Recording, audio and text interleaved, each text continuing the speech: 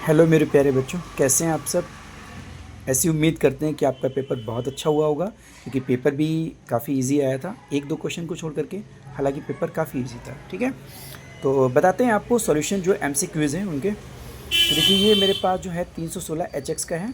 ठीक है, और इसमें जो है आपका जो एक क्वेश्चन था पैसेज में, आपका 3 क्वेश्चन थे ये आपके।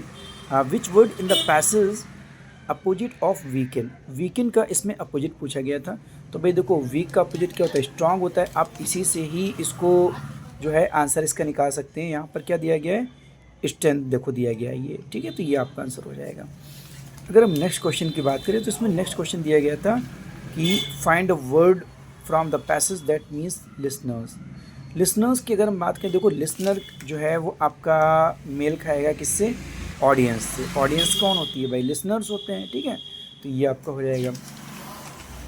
उसके बाद में अगर नेक्स्ट क्वेश्चन की बात करें तो ये एडजेक्टिव फॉर्म पूछा गया है क्लेरिफाई का।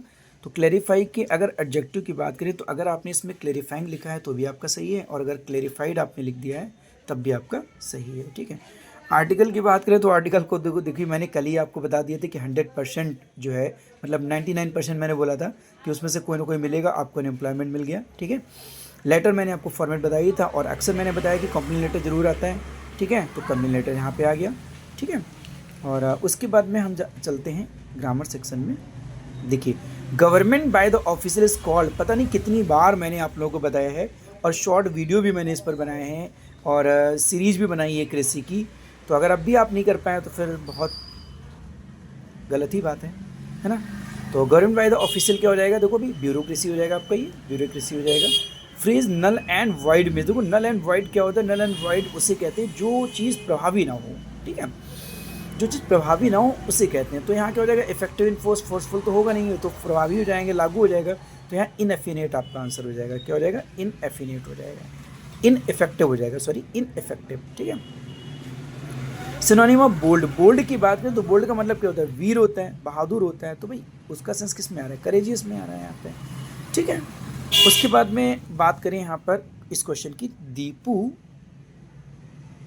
Deepu studies since 7 AM to 9 AM daily, which word is an error in the sentence. Sentence में एरर पूछी गई है। देखिए, अगर आप थोड़ा सा ध्यान दें तो आप यहीं से निकाल लेंगे इसका आंसर। दीपू 7 से 9 बजे तक पढ़ाई करता है रोज, 7 से। तो यहीं पे आपको समझ में आ जाना चाहिए कि भाई सिंस के बजाय यहाँ क्या होगा? फ्रॉम होगा यहाँ पे। तो आपका ऑप्शन कौन सा करेक्ट हो जाएगा? सी वाला ऑप्शन आपका करेक्ट हो जाएगा। ठीक है,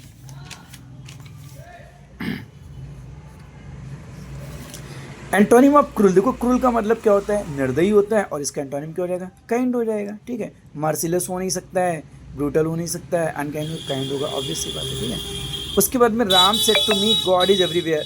भाई देखो, अगर नरेशन की बात करें तो इससे आसान तो नरेशन आ ही नहीं सकता है।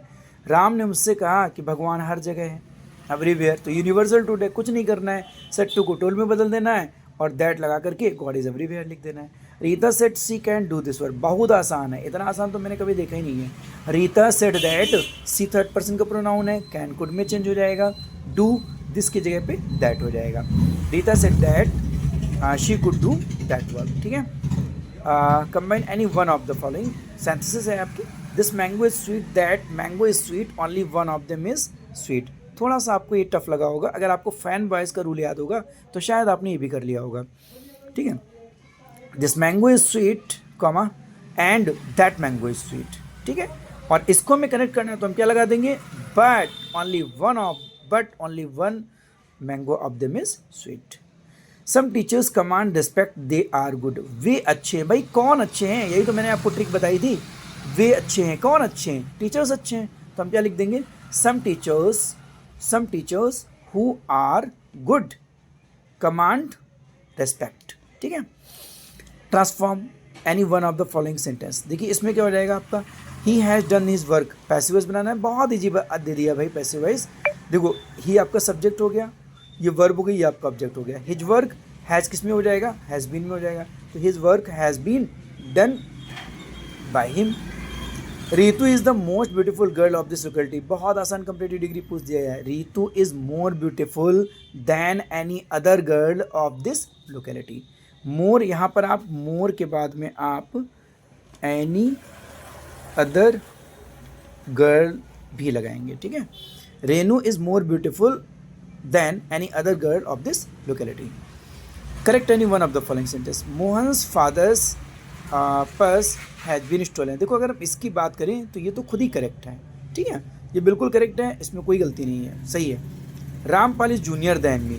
देखिए junior than me, junior senior superior, मैंने बताया था आपको, इसके साथ में दैन कभी नहीं लगाते हैं, क्या लगाते हैं, टू लगाते हैं। बर्थ बर्थ करियर करियर बहुत पहले ही आपको बता चुके हैं, ये मैं डिस्कस कर चुका हूँ, ठीक है। तो इजी था पेपर आपका, और एमसीक्यूज़ में आपका स्कोर क्या रहा है आप प्लीज़ मुझे बताइएगा। और जितने भी लोगों का पेपर हुआ है ना, बहुत अच्छा हुआ होगा, उम्मीद करते हैं ऐसी। और अब आपके पेपर सारे ख़त्म ही हो गए, तो आप सब एंजॉय कीजिए, घूमिए, है ना।